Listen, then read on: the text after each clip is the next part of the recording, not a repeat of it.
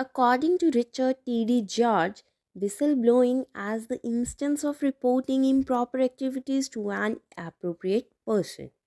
जब कोई भी इंडिविजुअल एविडेंस प्रोवाइड कर रहा है ऑर्गेनाइजेशन में कुछ गलत किया जा रहा है, ये हायर लेवल पे एक एप्रोप्रिएट पर्सन को बताया जाता है, that is the whistle blowing. Now characteristics of whistle blowing. First is self motivated, कि कोई भी इंडिविजुअल जो है वो सेल्फ मोटिवेटेड होता है इस एक्ट को लेके, वो कॉन्सिक्वेंसेस की परवाह किए बिना वो विसल ब्लोइंग में आगे बढ़ता है, वो सच का साथ देता हुआ, सही का साथ देता हुआ एप्रोप्रिएट पर्सन को गलत काम के बारे में इन्फॉर्म कर देता है. सेकेंड पॉइंट आता है originates from well educated person. जो बंदा अवेयर होगा, एजुकेटेड होगा, वही इस काम को कर सकता है. उसी को पता होगा कि हाँ ये चीज़ गलत है और इसको करने में बहुत सारी हिम्मत चाहिए. डन इन पब्लिक इंटरेस्ट, इसमें कोई स्वार्थ नहीं होता, ये दूसरों की भलाई भी होती है इसमें. Guided by own attitude and beliefs, किसी का अगर पॉजिटिव एटीट्यूड है वही गलत चीज़ों को एक्सपोज कर सकता है. It can be carried on against an individual और एन ऑर्गेनाइजेशन. कोई भी है, चाहे वो इंडिविजुअल है चाहे वो ऑर्गेनाइजेशन है, कोई भी गलत काम कर रहा है तो उसके अगेंस्ट हो. Now types of whistle blowing. First is internal whistle blowing, कि जब एम्प्लॉय किसी के भी बारे में बता रहा है हायर अथॉरिटी को, वो किसी एम्प्लॉय के बारे में भी हो सकता है. एक्सटर्नल विसल ब्लोइंग, कोई भी इंटरनली ऑर्गेनाइजेशन का कोई भी बंदा वो आउटसाइडर को बता रहा है, किसी को रेगुलेटरी अथॉरिटी को इन्फॉर्म कर रहा है माल प्रैक्टिसेस के बारे में, वो एक्सटर्नल विसल ब्लोइंग होगी.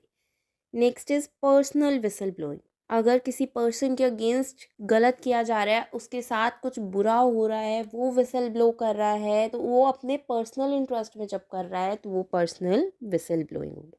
Next is anonymous whistle blowing. इसमें विसल ब्लो की जाती है कोई भी मेल करके या किसी भी लेटर के थ्रू, लेकिन अपनी आइडेंटिटी हाइड की रखी जाती है. इसमें अपनी आइडेंटिटी नहीं बताई जाती कि कौन बंदा विसल ब्लो कर रहा है, कौन बंदा सामने लेके आ रहा है गलत चीज़ को. नेक्स्ट हम बात करते हैं ओपन विसल ब्लोइंग, जो सबके सामने आके विसल ब्लो कर रहा है, जब अपनी आइडेंटिटी को रिवील किया जाता है विसल ब्लो करते टाइम. इस तरह की और एजुकेशनल वीडियोस देखने के लिए इस चैनल को सब्सक्राइब ज़रूर कीजिएगा. When to blow whistle. Whistle blowing होती कब है? पहला पॉइंट आता है लास्ट रिजॉर्ट, जब एम्प्लॉय ने सारे रास्ते ट्राई कर लिए समझाने के, लेकिन उसकी बात कोई सुन नहीं रहा, उसके पास कोई और रास्ता नहीं बचता कि उसको हायर अथॉरिटी को बताना पड़ता है कि यहाँ पे ऑर्गेनाइजेशन में क्या हो रहा है, या फिर आउटसाइडर्स को बताना पड़ता है. सेकेंड पॉइंट हम कर सकते हैं figure out the necessity to blow the whistle internally.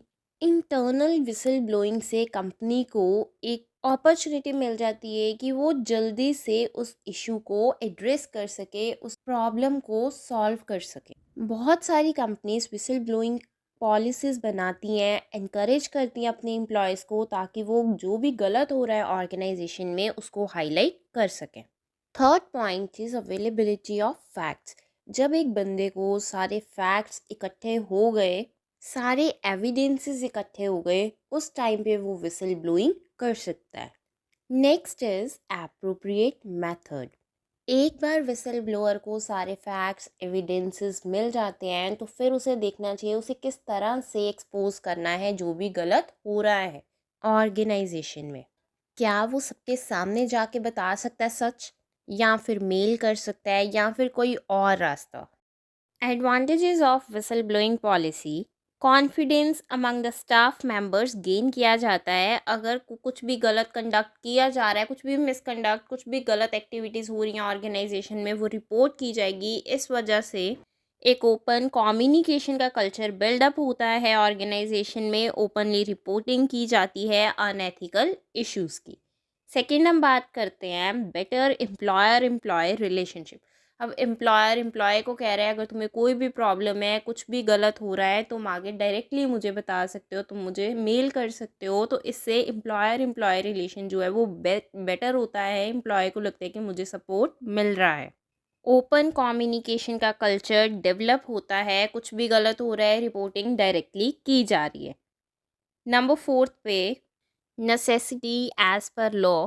Companies act 2013 के अकॉर्डिंगली कुछ कंपनीज एस्टैब्लिश करती हैं विसल ब्लोइंग का मैकेनिज्म, ताकि अनएथिकल प्रैक्टिसेस के लिए रिपोर्ट करे स्टाफ मेंबर्स ऑर्गेनाइजेशन में। नेक्स्ट बेनिफिट है अर्ली डिटेक्शन ऑफ फ्रॉड्स, कि अगर गलत हो रहा है ऑर्गेनाइजेशन में उसे इनिशियल लेवल पे ही रिपोर्ट कर दिया जाता है, जिसके अगेंस्ट एक्शन लेके उसको सॉर्ट आउट कर सकते हैं। नेक्स्ट बात करते हैं disadvantages of whistle blowing. First point आता है रिस्क टू करियर। जो विसल ब्लोअर है उसको एक डर सा रहता है, अगर वो अपने एम्प्लॉयर के अगेंस्ट कुछ बोलता है, हो सकता है कि उसका कॉरपोरेट सेक्टर में सर्वाइवल जो है वो टफ हो जाएगा, उसकी लाइफ जो है वो रिस्क में आ जाएगी। नेक्स्ट हम बात करते हैं इन्वेस्टिगेशंस। अगर तो कुछ भी फ्रॉड्स वगैरह हो रहे हैं, मिसलीडिंग एक्टिविटीज़ के बारे में इन्फॉर्म किया जा रहा है, तो उसके बाद एक्शन भी लिया जाएगा, जिसकी वजह से वो उसके अगेंस्ट इन्वेस्टिगेशंस की जाएगी। नंबर 3 हम कहते हैं कॉम्प्लिकेशंस। अगर लीगल प्रोसेस में आ रहे हैं तो बहुत सारी कॉम्प्लिकेशंस ऐड हो जाएंगी, मीडिया का टेंशन ऐड हो सकता है इसमें। नेक्स्ट हम बात करते हैं bad reputation of the company. अगर कंपनी में कुछ गलत हो रहा है, उसे मीडिया तक लेके आ गए हैं, उसको बाहर निकाल दिया है, तो उससे कंपनी की रेपुटेशन ख़राब हो सकती है, मार्केट में नेगेटिव व्यू पॉइंट बन जाता है उस कंपनी का। नेक्स्ट हम बात कर रहे हैं पर्सनल थ्रेट्स।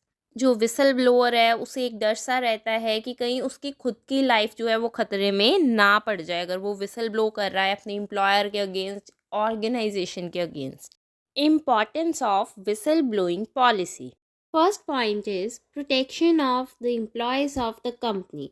अगर कोई भी कंपनी एम्प्लॉयज़ को प्रोटेक्ट करने से फेल हो जाती है तो उस कंपनी को फाइन्स या पेनल्टीज लग सकते हैं। Second point is risk management.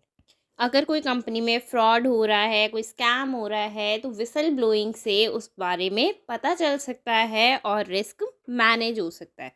Third point हम बात करते हैं ट्रस्ट की। अगर किसी कंपनी में विसल ब्लोइंग पॉलिसी है तो ऑर्गेनाइजेशन जो है वो अपने एम्प्लॉयज़ का ट्रस्ट गेन कर सकती है। एम्प्लॉयज़ ट्रस्ट कर सकते हैं ऑर्गेनाइजेशन पे कि हाँ, मेरी यहाँ पे सेफ्टी है, मेरी बात सुनी जाएगी, अगर मेरे को कोई भी प्रॉब्लम होगी तो मेरी वहाँ पे सुनी जाएगी, मेरे किसी भी इशू में मुझे सपोर्ट मिलेगा। Fraud detection at early stage, कि अगर विसल ब्लोइंग पॉलिसी है, कोई भी आके मैनेजमेंट को बता सकता है, अगर मैनेजमेंट कुछ गलत कर रही है, हो सकता है कि बाहर एक्सटर्नल्स को रिपोर्ट किया जाए और इससे फ्रॉड जो है वो पहले डिटेक्ट हो जाएगा, या अगर कुछ भी मिसलीडिंग प्रैक्टिसेस हो रही हैं तो वो भी पहले ही डिटेक्ट हो जाएंगी। Helps in the prevention of work place bullying. Bullying भी नहीं हो पाएगी। नेक्स्ट पॉइंट हम बात कर रहे हैं corporate governance. This is very important for the corporate governance, कि अगर किसी भी कंपनी में किसी भी कंपनी को गवर्न करने के लिए उसका जो कॉरपोरेट गवर्नेंस पॉलिसी है, विसल ब्लोइंग पॉलिसी जो है वो एक होनी बहुत ज़रूरी है। It protects the profits and reputation of the company. Next हम बात करते हैं ट्रांसपेरेंसी इन द ऑर्गेनाइजेशन। अब क्या है, सारा कुछ सच पता चल रहा है मैनेजमेंट को, डायरेक्टर्स को, कि क्या चल रहा है ऑर्गेनाइजेशन में विसल ब्लोइंग सिस्टम की वजह से, तो वो ट्रांसपेरेंसी तो रहेगी। एक क्लियर कट व्यू जो है वो मिलता रहता है जो भी एक्टिविटीज़ हो रही हैं ऑर्गेनाइजेशन में।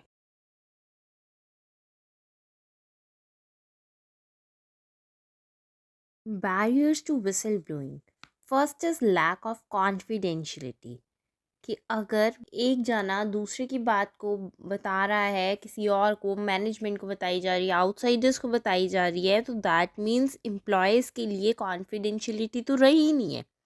Next is reduced employment prospects, कि वॉइस रेज करना, कुछ भी गलत हो रहा है उसके अगेंस्ट, ये एक बहुत ईजी काम नहीं है।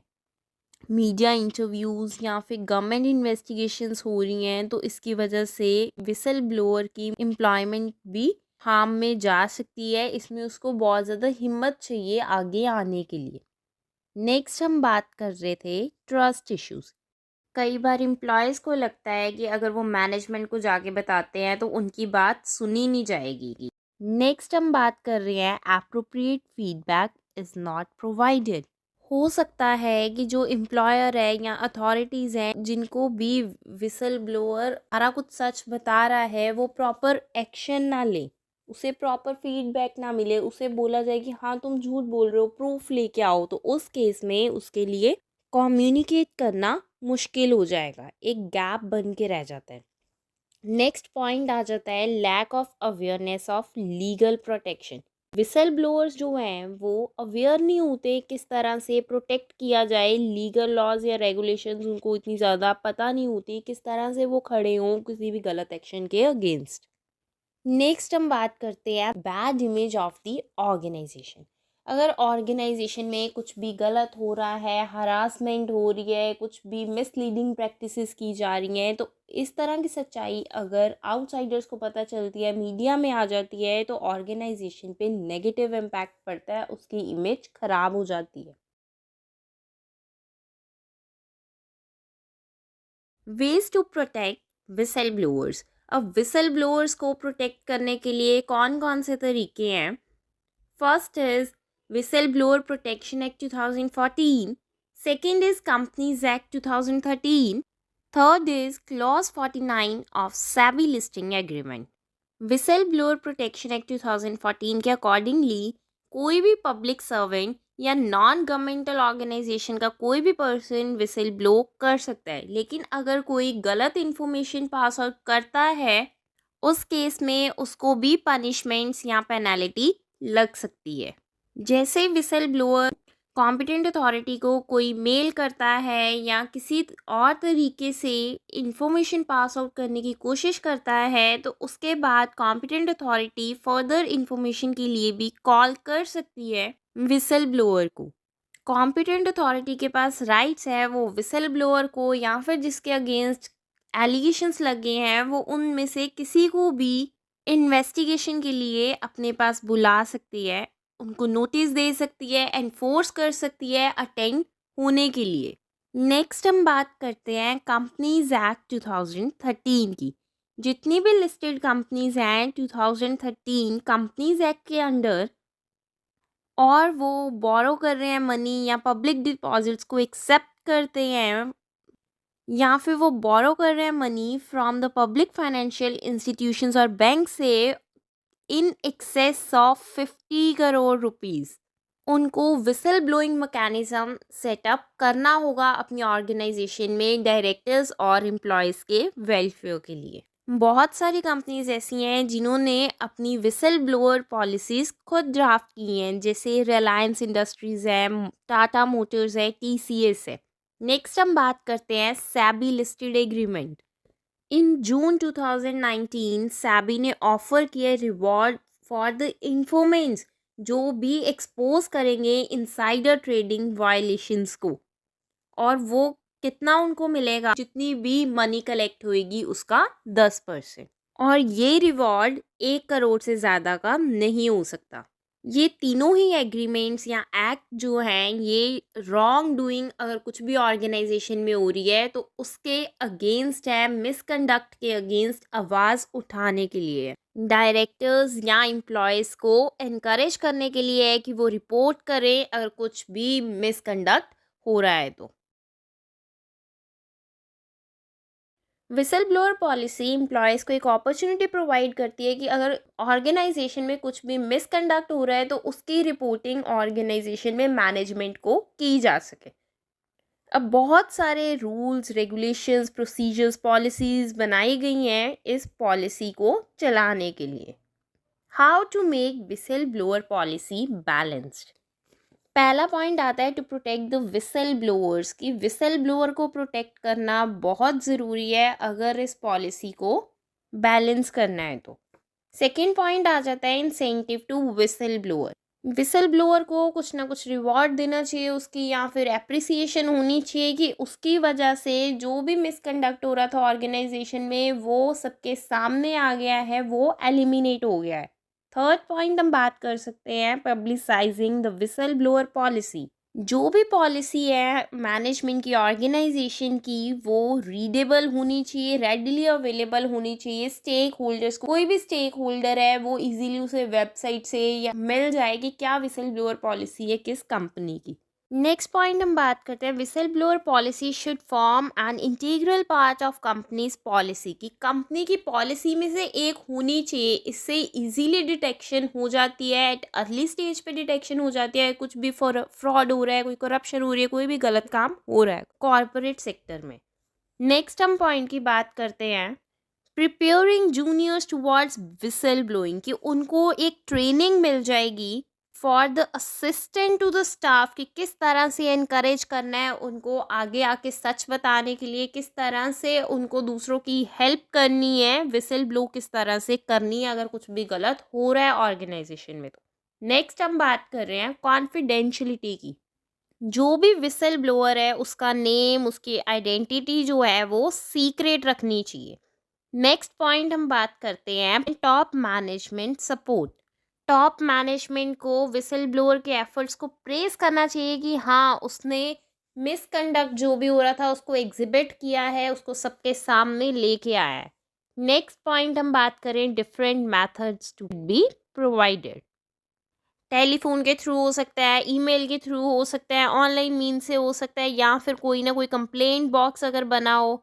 फॉरेस्ट कॉलेज की बात करें, वहाँ पे भी एक ग्रीवियंस सेल है, वहाँ पे भी कुछ टीचर्स हैं जो जो कि किसी की भी हेल्प करेंगी अगर प्रॉब्लम होती है किसी बच्चे को, किसी स्टाफ मेंबर को, किसी को भी। तो नेक्स्ट पॉइंट हम बात करते हैं कि एम्प्लॉयज़ को इनकरेज करना चाहिए ताकि ये पॉलिसी इम्प्लीमेंट हो सके और ये प्रॉपरली वर्क हो सके, ऑर्गेनाइजेशन में प्रॉपरली रिपोर्टिंग हो सके मैनेजमेंट तक।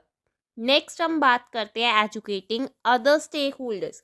जैसे हमने पहले बोला था कि वेबसाइट के थ्रू या कोई पेज बना हुआ है, फिर कोई भी सोशल मीडिया है, तो तरीके से स्टेक होल्डर्स तक ज़रूर पहुंच जाए, ये इसकी श्योरिटी होनी चाहिए कि किस तरह से स्टेक होल्डर्स जो भी हैं वो देख सके whistle blower policy of the company को।